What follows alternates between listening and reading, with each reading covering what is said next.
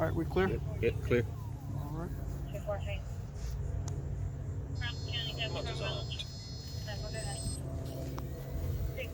All right, bringing it up 75%. Yep. Clear, no obstacles.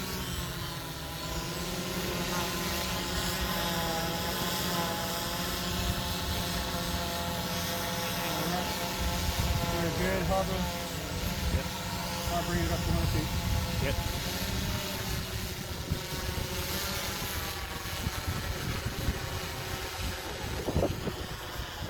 Clear, still no obstacles.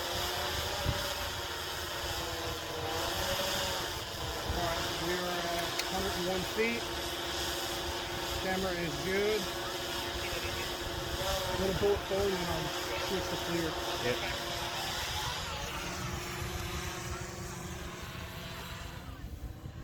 Clear, still no obstacles. All right, there we are, and we are now switching to FLIR.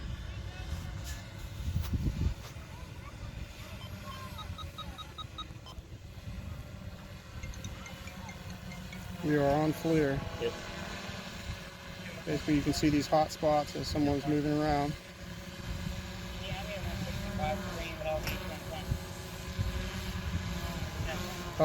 We also have the capability to utilize a spotlight, which I now have on us with a low light, even at 100 feet. That spotlight will be able to illuminate a person or object.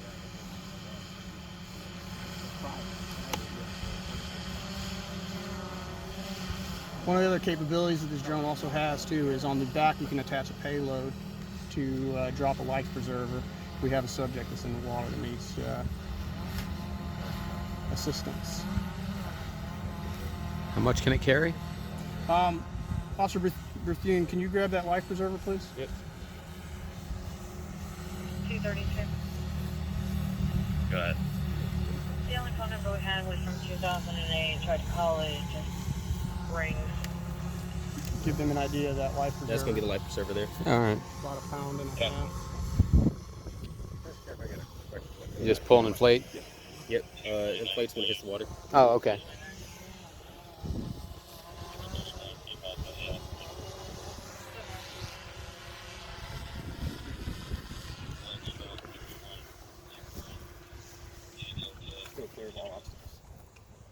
And we are doing good on range. Battery, we're at 22.1. 107. Special detail. You're always operating as a pair? We do. So, Officer Bethune is working as my visual observer, make sure that while I'm paying attention to the screen of the drone that I also don't miss anything that's coming in. We also monitor the current battery status. But we're looking for, Officer Bethune is looking for birds, wires, anything that could the drone could run into. We don't want to cause any damage with the drone. So we have, with the gimbal mount, the full range with the camera, so I'm able to control the camera and the spotlight, the thermal. We're not getting no response to this location. One of the doors is open. And you can switch at will to the FLIR? I can. So I'm now on FLIR, and you can see those two subjects. Shows up as hot spot. 231. Can you check Mark Dennis for trespass from Chick-fil-A? It's FLIR. FLIR's thermal. Yes, sir. I mean, looking, if you're going and seeing, you can see, I'm sitting at 100 feet, and they're right here in front of us. And is the avionics on here? Where did the height and or is it on so here? I see here on my controller. Oh, okay. 241. 241. And simple switch. And Not sure if y'all built to set the screen for me, but you can have me to 107 a very clear image as well. Yeah. Is it always recording? It is. We have the ability to go and turn off the record function, but we leave it on. And I'm going to bring it in.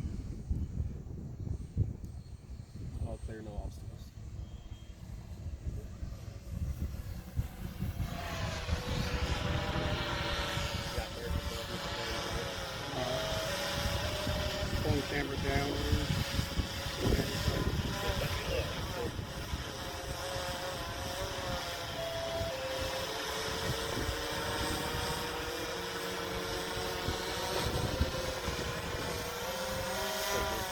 I'm gonna bring it into the focus.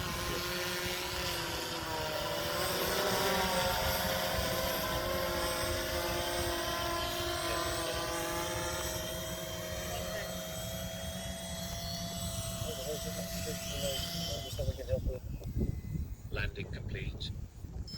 Motors disarmed. Why's it got to be British? All right, we are landing. Let's go do our after flight. Grab the extra set of batteries.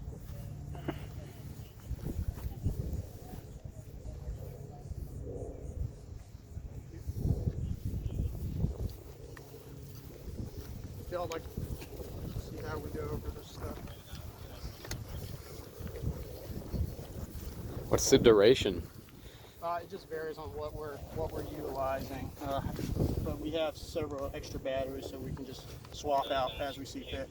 But every time after we land it, we're gonna go and do an after flight, go and make sure that everything is still as it should be, as far as the propellers and making sure that nothing's come loose or has been damaged prior to going and getting it back up in the air again. So disconnect battery plug from drone. Disconnected. Inspect for damage.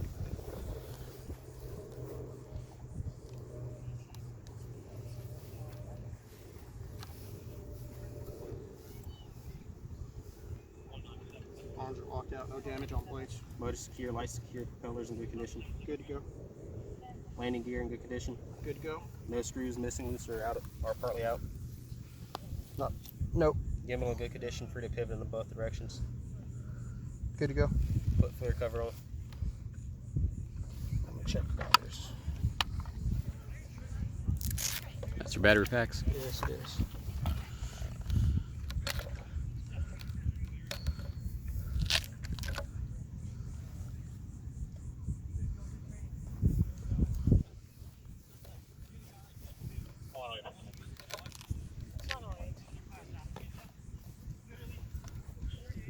You want to call the employee management, see if they want to trespass Mark Dennis? This is custom built by HMC. HMC, yes.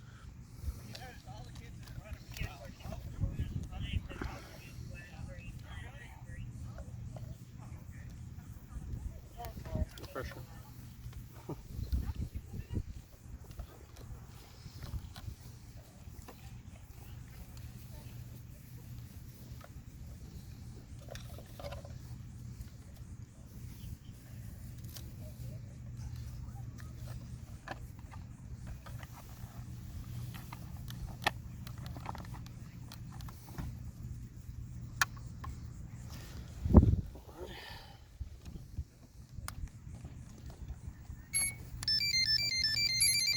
And it's ready to go again. Oh, is that light? Can you disable that? Is there ever a scenario No, where you that's would want to be disabling that? No, sir, that's actually a requirement. FAA requirement. Yes, sir. It also Shadow, man, shadow. as it gets, I think this shadow look good. as things get darker, it also has underneath some other lights as well that are mandatory for it.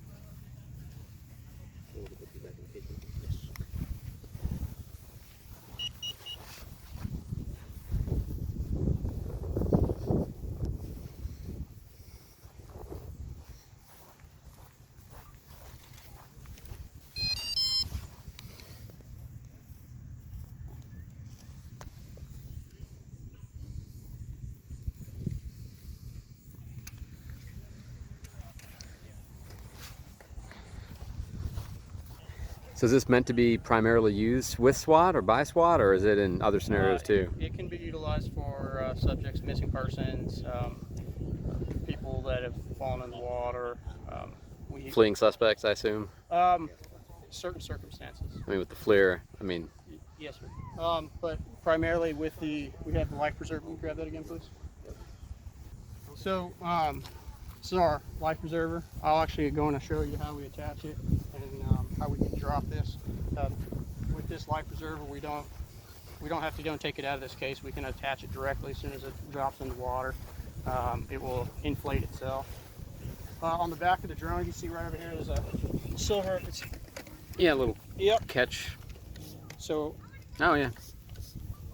I can go and attach the payload to it, and You can operate that. There you go. That's pretty cool. Was that a request you guys made when they designed it? it was IHMC. They've been fantastic. They've been a great help with us. After completing the FAA's Part 107, the drone license, we all the drone pilots went to IHMC, had a training, about a week's worth of training with them, which it was fantastic training. Those gentlemen, ladies over there are very, very skilled. Now, is it just the one right now, or do you have more than one? No, we have 2 Nighthawks and 2 Wasps. So this drone is Nighthawk 1. I also have in my vehicle Nighthawk 2 as well, which these are our outdoor drones, and we have 2 indoor drones as well. They're smaller, I assume, Yes, sir. with blade protection and things like that, probably. What's that? With protection from the blades, if they're Yes, going to be sir. indoor. Would an indoor drone be used to search buildings at the point? It could go and be used for various things, but you could say in a SWAT call type thing, you could put a drone inside, put that in there, and not going and risking a person. Or a canine. Yes, yes, sir. Can you tell us about the blade preserver again, and show us where it's going to go? And I don't know, you all. So again, this is our life preserver. If we had to do a water rescue, this is a quick way to go and get a flotation device out to a subject. Basically, we have a drop system on the back of the drone. I can operate it with the switch, open it up, and quick attach the drone and the life preserver, and it is now hooked up. With the flick of the switch, I can drop it, and upon hitting the water, it will self-inflate. What's the function? How heavy of a payload can it lift? This is about a pound and a half. I'd have to go and see how much more, but at this point, it can go in comfortably. Take this payload, which if y'all want to. A little bit Yeah. of weight up in the air. Absolutely. Because I bet it flies different with that on it a little bit. No? Yeah, we did some practice runs with it. You don't really see the difference with it. It's a pretty strong drone. Yeah. How long does it, let's say you're just moving at normal speed, how long do the batteries last? It varies depending on what we're using. If I'm using the flashlight and the FLIR system, and I'm moving the gimbal system a lot more, it's gonna put a strain on the batteries. But we have several batteries, so as you saw, it's really quick for me to take it down, put a new set of batteries in, and I'm back up in the air again. But I mean, is it? Without using any of the gadgets? I don't have a definitive number. But I mean, are we talking like 10 minutes, an hour, even roughly? Again, Hard to off the say. top of my head, Okay. I don't have it definitive. I don't want to give you incorrect information. What kind of range do you have? We can get about a half mile. With it. Oh, okay. So out into the bay a fair bit for rescue or for Absolutely. dropping a preserver. It depends also when you have obstructions. I mean, depending on what you have in between you and the drone. But we generally were able to get about a half mile with it. Is there a technical name for the control? I don't know. No, not It's like just yeah. I just a don't, remote. But so they built that too. IHMC, yes, sir. So what's the distinction between what the Nighthawk does and the Wasp, other than that one's smaller and indoors? I mean, that's the essence of it? So the outdoor drone utilizes GPS. The indoor drone does not have that GPS function, so it takes a little bit more operator skill with the indoor drone. I'm guessing these aren't machine guns in the front. Absolutely not. If they were, No, there's no weapons whatsoever. This is. What kind of flight restrictions do you have for operation? So as far as with the flights, we have to go and adhere to certain height limits. So another job of the visual observer is also going and taking a look, making sure that, hey, I'm not going over my ceiling. Certain areas, obviously, getting in flight lane passive. If we see an airplane, helicopter, we yield the right of way to said aircraft, and we'll go and put the drone down and go back to doing what we needed to do. So it's a half. What's that? Yes, sir. Two of these and two. You said it was a half-mile distance. How high could it go up? Do you think? Without, I mean, not limited by a restriction of a procedural ceiling. I mean, You'll just keep going till half a well, mile. I have the ability to control, but obviously, again, we're running into how much range you have via the receiver, and Yeah. but again, we follow all the FAA regulations. No, I was just kind of curious. Yes, sir. A lot of drones will have a like a return safe feature We have if that you on get here. disconnected or there's some kind of problem. It has that. Yes, it does. Wait, what does it do? Return to landing site. So basically, where I set it up here, if for some reason I have an issue, I can go and flick on a switch, and it will come back to our landing site. And if it gets separated from your signal, what does it will do? automatically return to a landing Okay. site. So that's the default setting. Yes, sir. I actually have an officer that has gone to the tree line over there. We're gonna put it back up and see if we can go and locate her.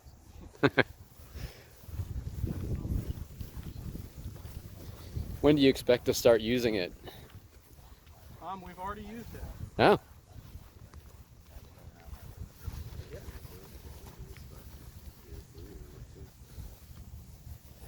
For what scenario? We had a subject that, what was that road? Langley and Homestead.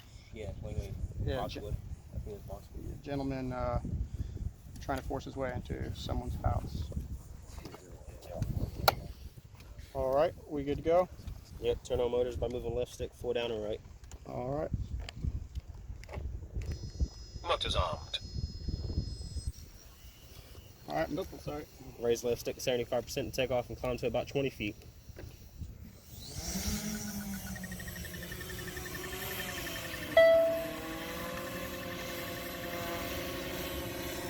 Sitting at 27 feet. Check altitude hold and position hold. Altitude hold, position hold is good. If all good, is observer confirms begin mission. Good to go.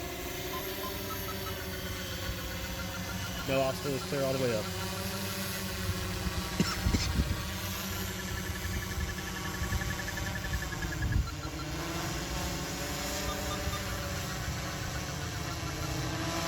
I'm gonna sit at 105 feet, start mission. Yep, clear, no obstacles. Like staying over the overbite on the side of I guess you'd need to be like right here. Nothing. Still clear, no obstacles. 238. The big hands on the screen. Found property at 999. That's me trying to shield your son, Dan. I know, but Is that not helping? thank you. Well, I'll just zoom in tighter on your hand.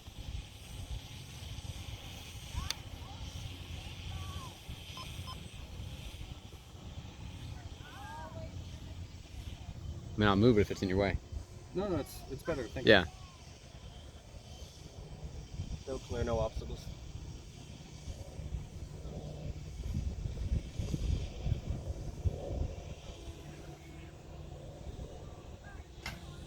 Alright, where are you going? I went out of trouble seeing it because of the sun.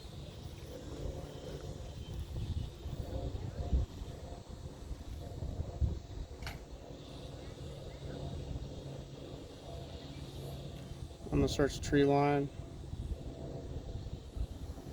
You still got visual? Yep, still visible. That flare's pretty vivid even in the daytime. It is. Right now, obviously, you're seeing a little bit of hot spottage just because of the sun. It's heated up the pavement, but it's still a very clear picture. Took this No clear, no obstacles. Would you all like to have it? Yeah, if we flipped it, if it was faced, that'd be so much better. Thank you, Steve. Always problem solving.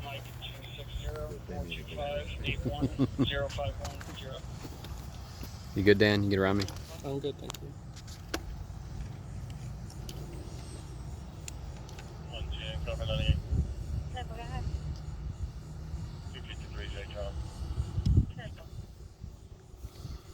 So the scenario here is somebody is, you're searching for a person. In the brush line, yes, sir.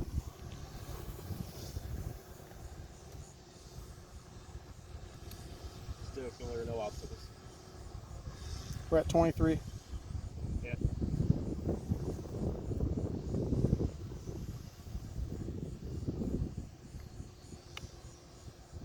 And there you see your heat signature. Off to the left by the pole. Right where my, so I'm right above my crosshair. Oh yeah, That's okay. my heat signature. That's my officer hiding in the tree line. Now you can see she's walking. I can,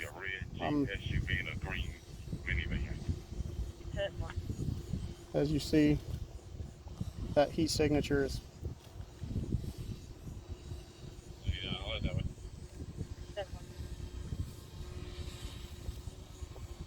You're gonna bring it back to the south in front of this visual because it's All right, and back in business. back in business. All right.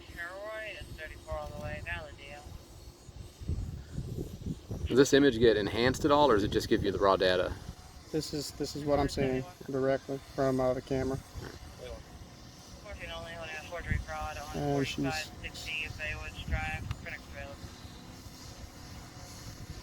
Now, if this were evening type situation, I would utilize the FLIR, and then I can switch to this and illuminate with spotlight, get officers to walk onto the location.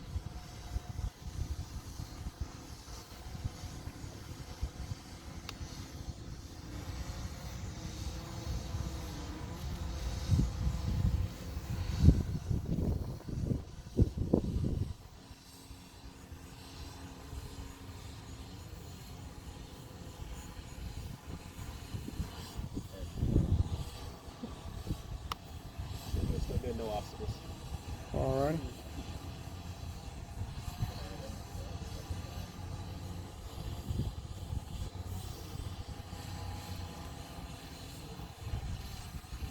And see our hot spot.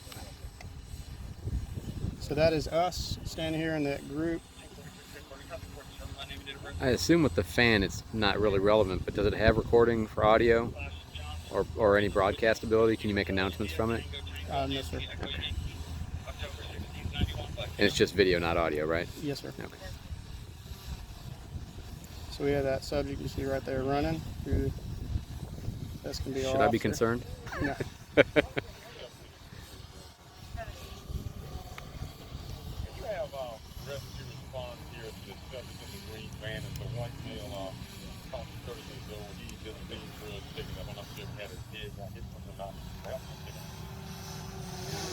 Still good, no obstacles. This has been about 2 years in the making? A year? It's about a year, sir. About a year.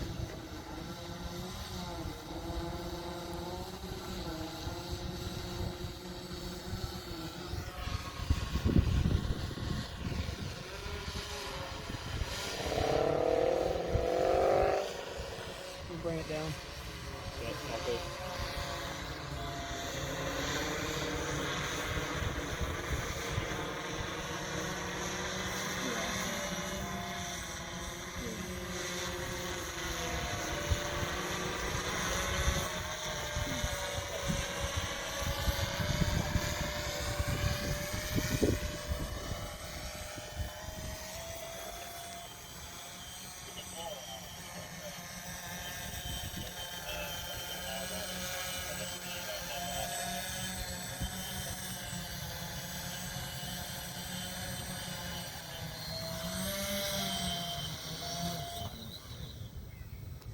Landing complete. Motors disarmed. All right. You've used it one time already for an actual exercise or an actual police call? Yeah, we did. Last week we had a call basically of a suspicious person in the neighborhood, possibly intoxicated. So officers went there. When the officers arrived on scene, the subject took off on foot, and we were kind of transitioning between day shift and night shift. And fortunately, our day shift officer was already up in that area, so he responded and he put the drone up, and that's the first time we ever used it operationally. Um, and there's certain things, we have certain constraints with the FAA for airspace, and at that point we're only able to put her up to 100 feet because of the Pensacola airport, we're getting close to it. But we're able to clear backyards. We're able to do what we kind of call an overwatch with the officers. It's basically the drone flies over kind of in advance of them and lets the officers know who's going through the yards if there's any dangers in front of them. So we used it then. We didn't find the subject. Later on that night, we got another sighting of him, so we put the drone up at night. So we were able to use the thermal imager much better at night. And a lot of lessons learned. This is the first time we actually deployed it. So there's a lot of good lessons learned on some of the line of sight and reception, and basically able to differentiate officers that are on the ground as opposed to a possum that's running around in a tree type stuff with a thermal imager. So the more we get to use it, the more we're going to find out actually how we're going to be able to deploy it. Is it going to be 2 officers that have the 2 kinds of drones, or is it 4 separate officers? How is it going to be used? Well, right now we've got 4 officers, which are our primary. Each patrol shift has it. And we kind of equate the way we use them like we use a K9. So we have a drone that's going to be operational on each shift. So theoretically, if the officers aren't off, we've got a drone ready to fly 24/7 for anything we've got. We've got this outdoor drone, and then we've got another indoor drone. Obviously, the outdoor drone's for here, for search and rescue, that type of stuff. The indoor drone's going to be more for hostage or clearing maybe a larger building where we know somebody's in there. Again, it's for an officer safety thing to be able to go forward to the officers, identify where the bad guy might be, and hopefully convince them to go ahead and give up. We are working on ways to communicate back and forth, and I'm sure you were told too, we work with the Institute for Human and Machine Cognition. They're the ones who developed these drones. We didn't just buy these off the shelf. And somebody had asked, and if I could digress a little bit, somebody asked about the concept for this. Basically, probably about a little over a year and a half ago, some of us were talking about drones and being able to use it for patrol or for searches, something like that. So we started looking at off-the-shelf type drones. After we start talking to them between each other, somebody brought up the idea as well. We've got the Institute for Human and Machine Cognition down here. They do robotics, those type of things. Maybe they're interested in working with us on a drone. Just so happens that day, one of my patrol sergeants were down here, and 2 guys were flying around the drones, like you see the Indoor Drones Drone Racing League. They got talking to them, and they actually worked for IHMC. They hooked us up with somebody, and lo and behold, we were able to sit down and talk with them, see what capabilities they were able to do for us. They came out to some of our training of building searches and searches on the outside, and they just started building a drone for us. Right now we have a high definition camera on it, and we also have a thermal imager on it, which most commercial drones off the shelf don't have, and you have to buy those as attachments. So we're constantly in the learning phase with this, and IHMC is partnered with us for the long run, to where that if we see needs for things, that they can build the next generation drone for the Pensacola Police Department. So that's kind of been I hate to say the win-win situation, is it's basically we've got somebody locally here that if we see a problem with it, they can adapt it for our needs.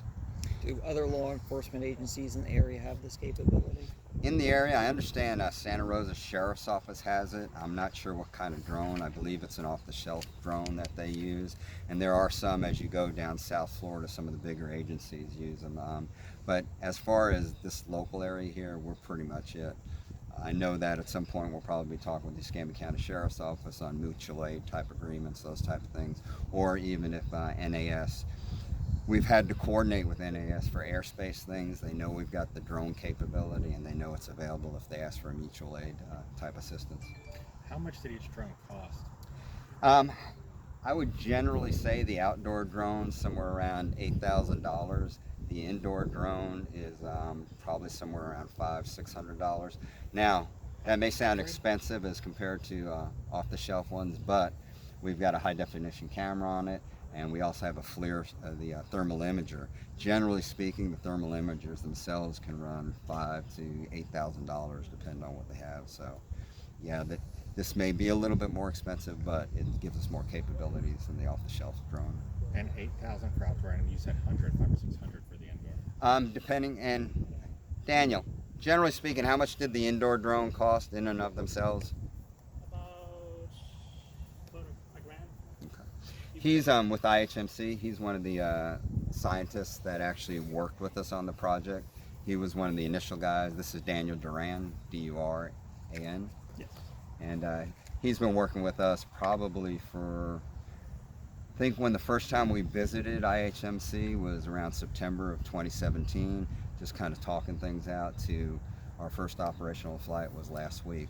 There's a process not only in building the drone itself, but the training. They did training for our 4 primary drone pilots that are kind of the trainer guys.